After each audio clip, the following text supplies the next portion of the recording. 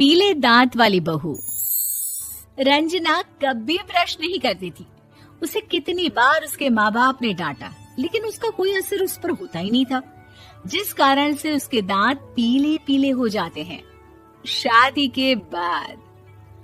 अरे बहू, वैसे तो तुझ में कोई कमी नहीं है, पर तेरे दांत इतने पीले कैसे हैं बेटा? कैसे मतलब? कोई सर्जरी थोड़ी ना कराइए। वो तो क्या नाम, मैं ब्रश नहीं करती थी तो पीले हो गए। अब क्या करूं? आप कहें तो लाल करवा लूं या फिर काले? यार ये क्या है, क्यों माँ से लड़ रही हो? लड़ रही हूँ? अरे मैं लड़ रही हूँ या ये बोल रही है कि दांत पीले हैं, पीले। अरे तपस्या थोड़ी ना की है इन्हें पीले करने के लिए। बकायदा ब्रश नहीं किया है 20 साल तक, तब जाकर। छी, कैसी बात कर रही हो? ये उस वक्त तो पीले नहीं थे जब हम लोग तुम्हें देखने आए थे। अरे तब साफ करवा लिया होगा डेंटिस्ट के पास जाकर। अब देखो कैसे पीले पीले लग रहे हैं। रंजना सास की तरफ गुस्से से देखती है। फिर शुरू हो गई पीले पीले पीले। अरे पीले तो तब भी थे जब मेरे हाथ का रसगुल्ला उड़ा उड़ा कर खा रही थी और बोल रही थी, लड़की नहीं गुणों का खजाना दे रहे भाई साहब आप। खैर, अब वो लोग करते भी तो क्या करते, पीले दांत वाली बहू पल्ले पड़ी थी तो झेलना तो था ही। एक दिन कीर्तन में रंजना गाना गा रही थी। अरे कमला बहन, माँ का द्वार है, यहाँ तो सब शुद्ध होकर आते हैं, फिर अपनी बहू को ब्रश भी नहीं करवाती तुम। दूर से पीले पीले दांत भक्ति में बाधा उत्पन्न कर रहे हैं।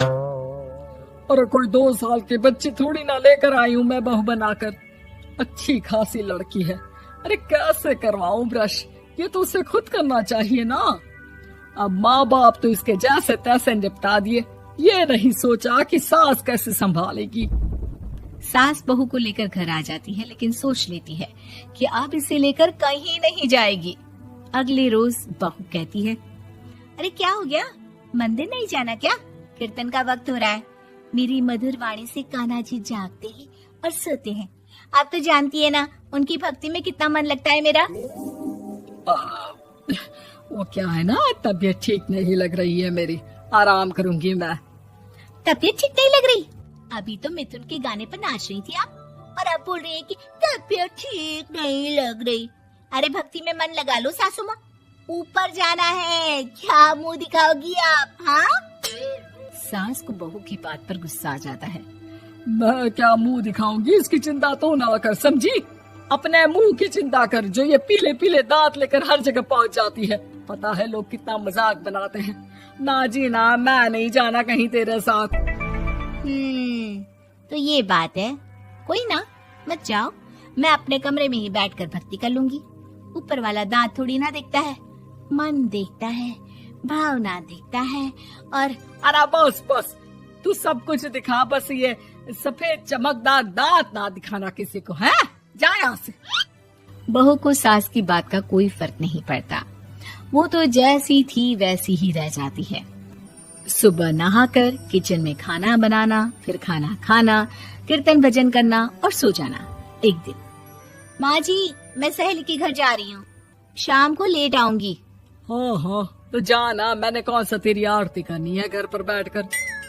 रंजना सहेली के घर जाती है, जहाँ वो पार्टी में जाने की तैयारी कर रही होती है।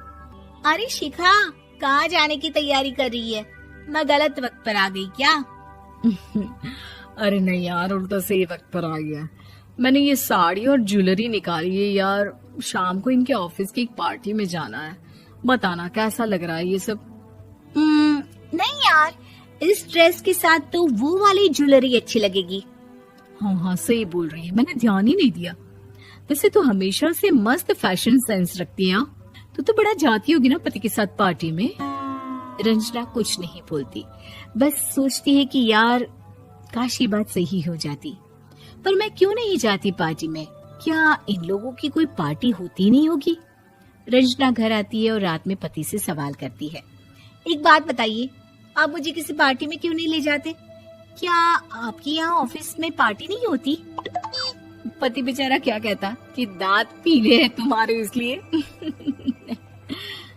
अरे कोई पार्टी होती नहीं हम लोगों के ऑफिस में, तो कहाँ से लेकर जाऊं? और मार्केट, मॉल, कहीं वीकेंड घूमना, कहीं तो।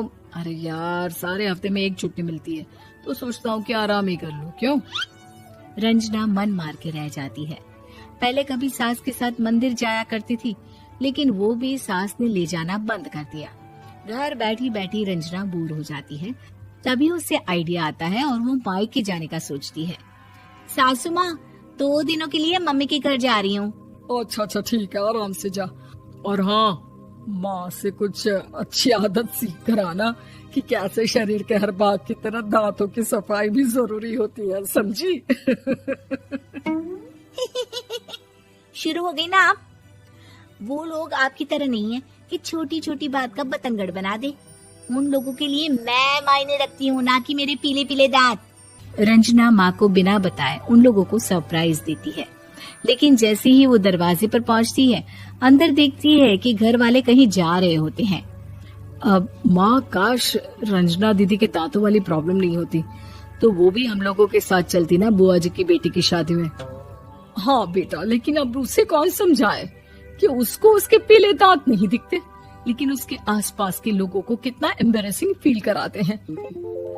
मुझे तो कितनी बार उसके स्कूल की टीचर ने शिकायत की कि उसके साथ कोई लड़की बैठना भी नहीं चाहती, और ना ही कॉलेज में कोई उससे बात करना चाहता था। लेकिन पता नहीं क्यों उसे ये बात समझ में ही नहीं आती। कोई कमी नहीं है उस लड़की में, बस यही कि दांत पीले हैं। वो तो भला हो जीजा जी और उनकी माँ का, जो दीदी को जैसी है वैसे ही रखा हुआ है। रंजना को अपने घर वालों की बात सुनकर बहुत दुख होता है। वो सोचती है कि वो क्या करे, लेकिन फिर वो सीधा डेंटिस्ट के पास जाती है, अपने दांत चमकाती है और कसम खाती है कि वो रोज ब्रश करेगी। अरे क्या हो गया? तुम तो 2 दिनों के लिए गई थी ना, पर कोई ना, अच्छा है, चलो आ गई तो। रंजना सास के सामने आकर खड़ी हो जाती है और पूरी स्माइल करती है, उसके चमकदार दांतों को दिखाती हुई। हैं? चले मंदिर। माँ, मुझे माफ कर दीजिए, मैंने आप लोगों को बहुत एम्बैरेसिंग फील करवाया। मैं आज से रोज ब्रश करूंगी।